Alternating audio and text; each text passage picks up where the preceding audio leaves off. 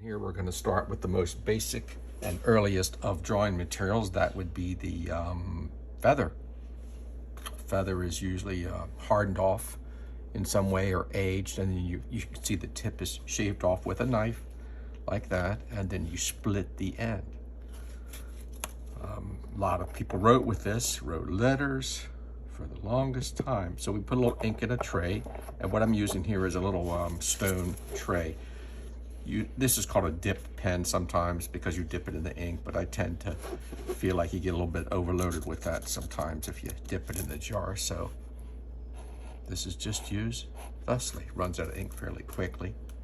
Might also remind you that ink is a very forgiving medium, so if you want to draw something very specific, you kind of need to draw it with the pen first. Pen. And of course I meant pencil. You could see that I was using a pencil, but you know, I forget what I'm doing. You know, those artistic types. All right, so we get a little bit more ink, and then we just get in here, and you can see this is quite a primitive method of drawing, but it does get the job done. Runs out of ink very quickly. And I imagine if I was brave enough to dip this whole tip in the jar, it would last longer. So let's try that. Let's find out.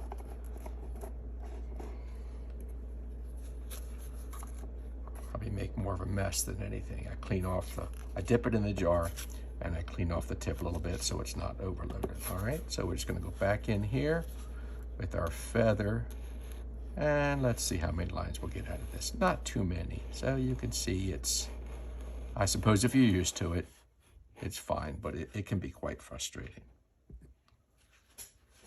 Okay, moving up in the technology level, we move on to a bamboo pen. Here's a really early one, which it's actually gonna be small enough to go in the jar.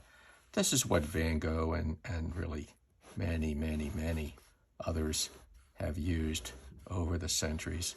A nice coarse line, and that can be controlled to a degree by shaving the tip down and manipulating the end of the bamboo at some point to, you know, to just make it sharper or broader. Here's a slightly newer version of that.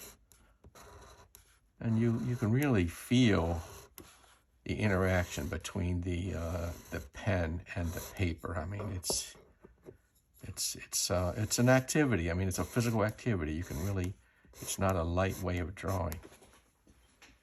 Inks come in a variety of colors, but for our purposes today, we're just talking about black ink.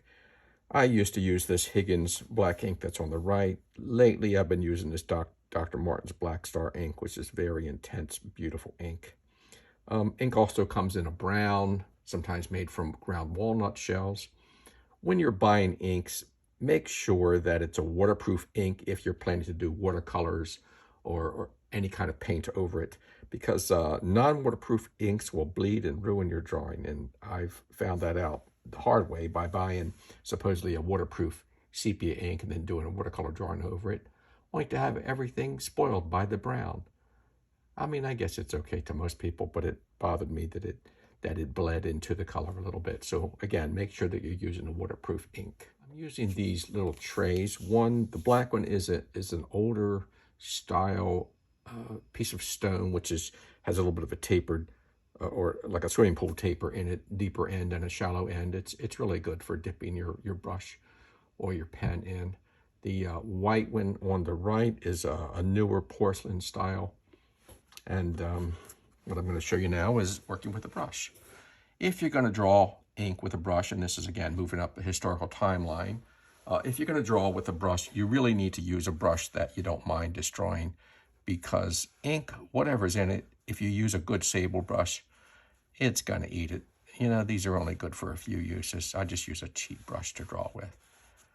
And moving along, you know, just here and there. Going to do try to clean off the tip a little bit, maybe choke in on it to get a slightly finer. You know, there's some amazingly beautiful brush drawings exist in museums.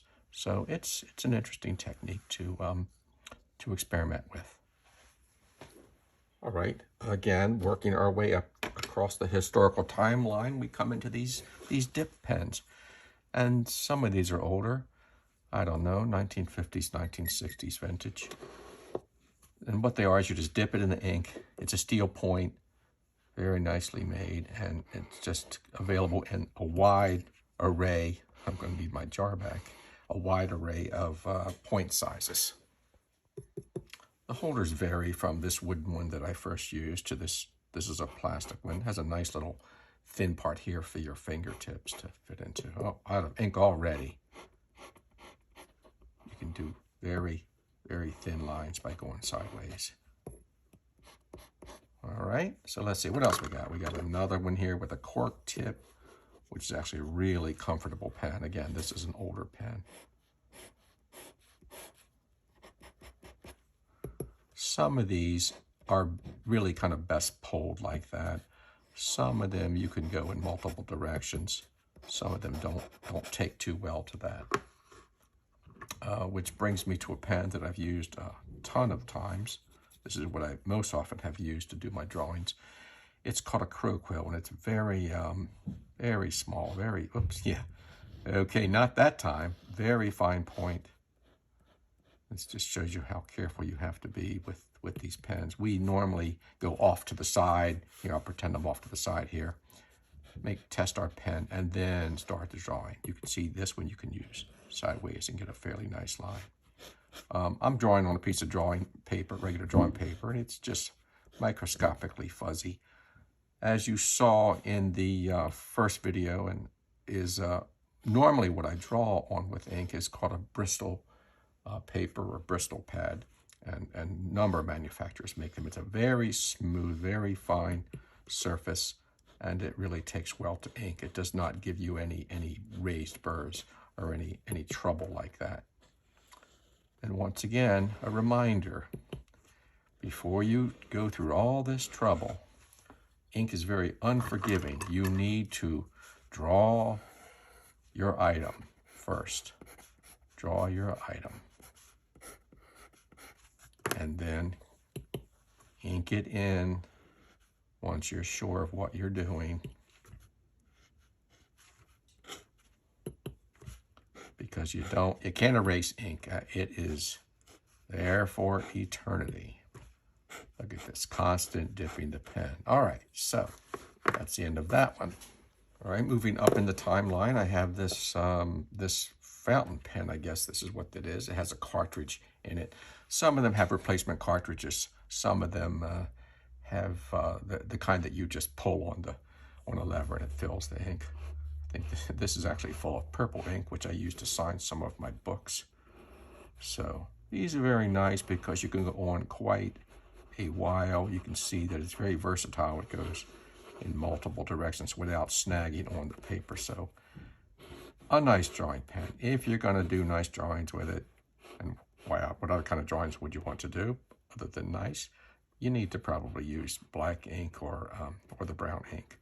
If you have an array of these, and you'd like to draw in colored inks, do full color drawings, then you can just fill them up and somehow mark them as to what color is in them. All right, next up we have this item here called a ruling pen. And it's a metal pen. You can see it has this little wheel on top for adjusting the thickness or thinness of the line that you want to do. And we fill these with a brush by taking some ink, just tipping in the ink in the end. Maybe I'll tighten it up a little bit. Put little ink in the end and splattering as usual.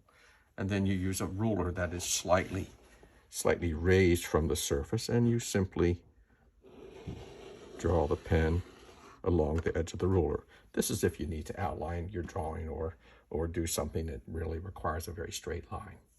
That's it, ruling pen. All right, next up, again, following the timeline of history, is it's a pen. I won't even name the brand because I don't like this pen.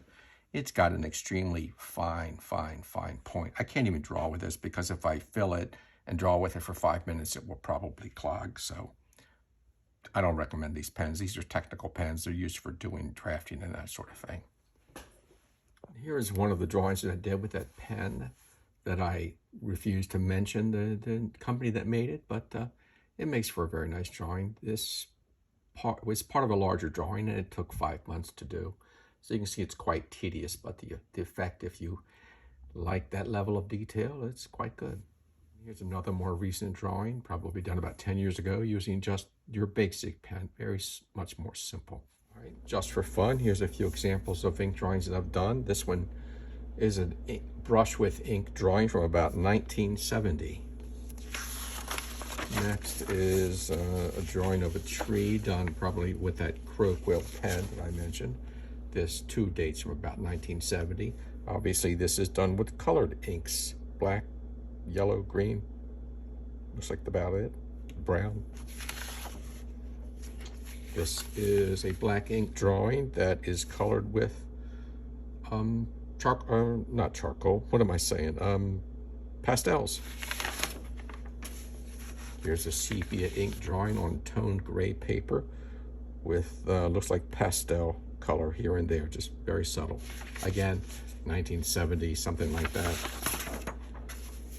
I did a lot more ink drawing in color back then. You can see this tree again, just black ink and watercolor, I think. Here's something from the 80s. Sitting in a bar, having a meal and a drink, done with a big pen, and looks like one of those highlight markers for some color. Something a little more contemporary. This is, in fact, a brown ink drawing and watercolor on illustration board. This is fun. This is done, I think, with a contemporary type of ink marker. This is an illustration for a book that I did just a while back. And it is done with just an ink marker and watercolor. And then lastly, here is one. This is one of my favorite pieces. This is actually done with that chunky bamboo marker, and it's filled in with ink. What I did was set out that, if you remember that little white porcelain tray, set 3 or 4 of those out, put ink in them, mix water in, so you get different values. You can also overlap. Once it dries, you can put a second coat on. I tend to put multiple light coats on after each other after they dry, so that's the effect. And this is actually my favorite style of working. You know, again, it's all black and white. Alrighty, folks, thanks. Oh, here, where's our H?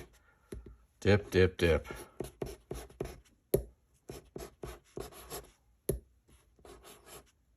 Thanks for, I can't say it because I haven't written it.